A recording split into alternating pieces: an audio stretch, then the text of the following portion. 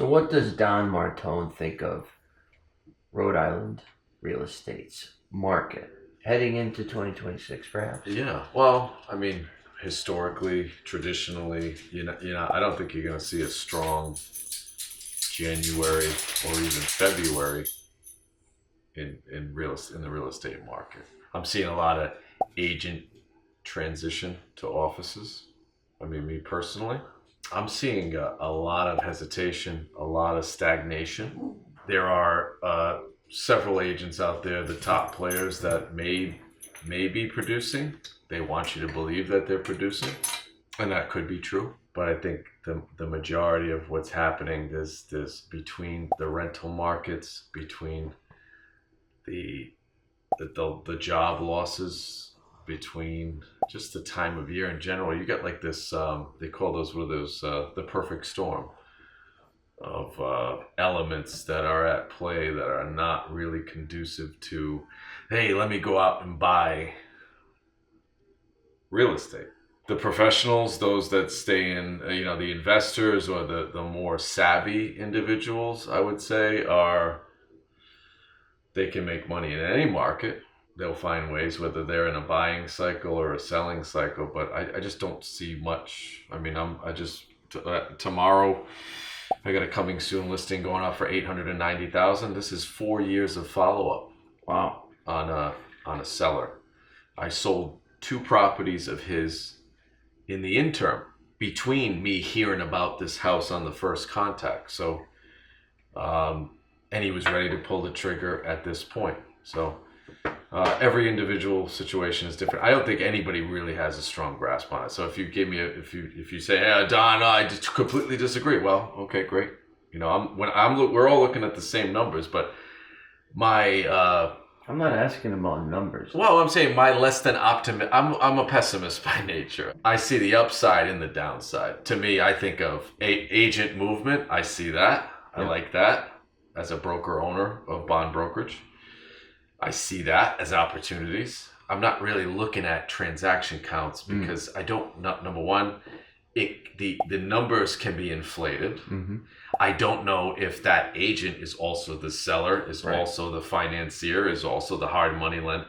You just don't know. I just don't see a lot. And then, taking into consideration, I've also adjusted my social media game. I'm not really paying attention. I unfollowed a lot of agents. I don't want to play the game anymore in that respect. I kind of want to stay in my lane and just focus on what bond is doing. One thing about real estate is it can never be controlled by corporate jesters of any kind. It's always going to be an opinion of specific individuals in a localized region. So if I ask you that question, if I ask Emilio that question, if I ask Andy Cotton that question, I'm going to get 3 different answers from guys that live 10 minutes from each other. Right? So I like that. I like that about real estate is everybody's answer is different, but everybody's answer is true.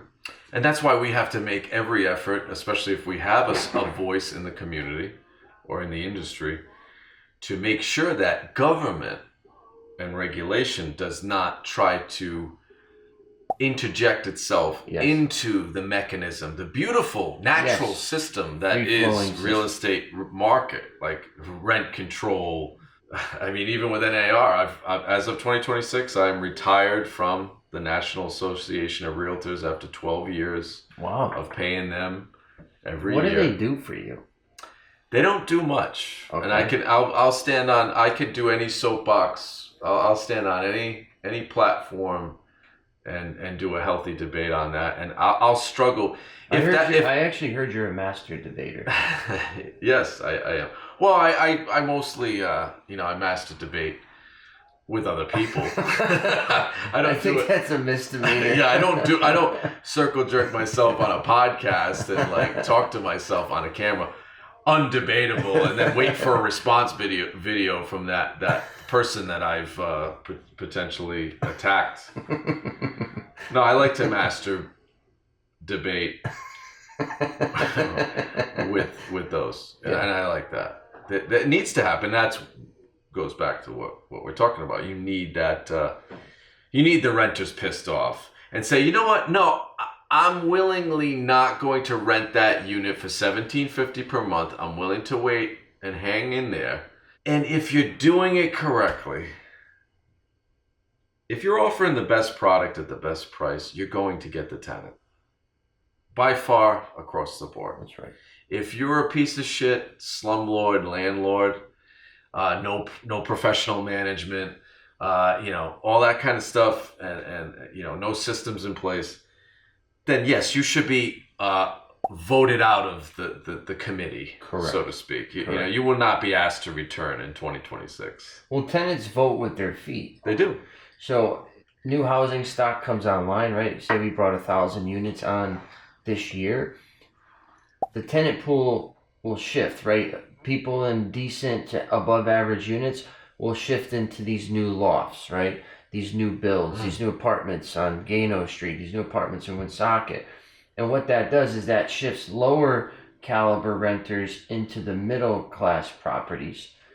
And it's like this upward trajectory. So when new stuff comes on, the shitty stuff that you're talking about becomes defunct, vacant, run down, neglected, and then ultimately sold, rehabilitated, sold, knocked down, rebuilt. And the cycle has a natural way of cleansing itself. And with tenants voting with their feet, you never really have to inject anything into that equation, because what's good for me, what's good for you, I'm going to determine that with my wallet, or not determine that. And the government trying to get in there and say, whoa, you're charging these people too much. Or you're doing this, you're doing that, or you need to that. It's ridiculous. It's ridiculous because anybody with common sense can see that. The force of it is like trying to, doing rent control is like standing in front of a tsunami and being like, stop, stop, yeah. right? It's just, it doesn't make sense, and it's anti-American is more the point. You have to let the market work itself out, work its kinks out. Sure. And development comes, slumlords come, Don Martone comes, everybody comes. I'm always coming. That's Whether right. it's I'm coming to the gym, I'm coming in the gym, I'm coming.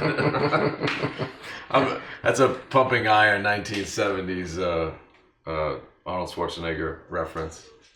My life is great. I'm coming in the gym, I'm coming at home, I'm coming on the stage, pumping in front of 5,000 people.